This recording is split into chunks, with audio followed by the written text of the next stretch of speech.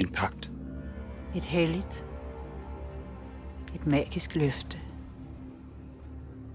Og sådan en pagt vil jeg tilbyde dem. Og til gengæld skal de love, at de altid vil stole på mig. Jeg har altid drømt om en, der kunne vejlede mig.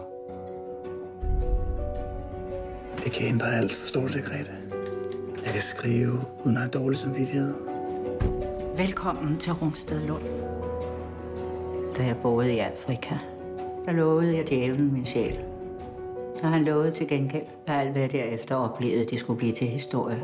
Velkommen alle sammen. Så er der nogle mennesker, der siger, at jeg kun omgås smukke mennesker. Det er muligt. Men jeg ved i hvert fald, at alle mine venner, de har værdighed.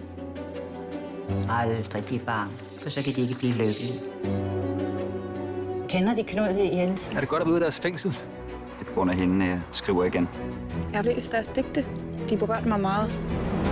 Tænk, hvis jeg havde været 25 år yngre, så ville alt have været anderledes. Det er ikke rigtigt, det her, Torkild. Det eneste, der betyder noget, det er deres kald. Jeg har også en pagt med min kone. Kone. Hvornår har de sidst læst det ord i et værk?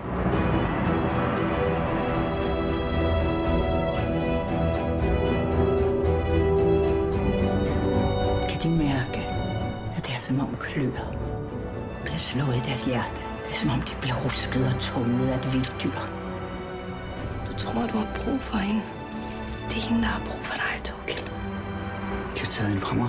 De skal forstå, at vi alle sammen spiller en rolle i historien. Hvad sagde de til hende? Jeg sagde sandheden. Sandheden. At de tilhører en anden. Og hvem er det?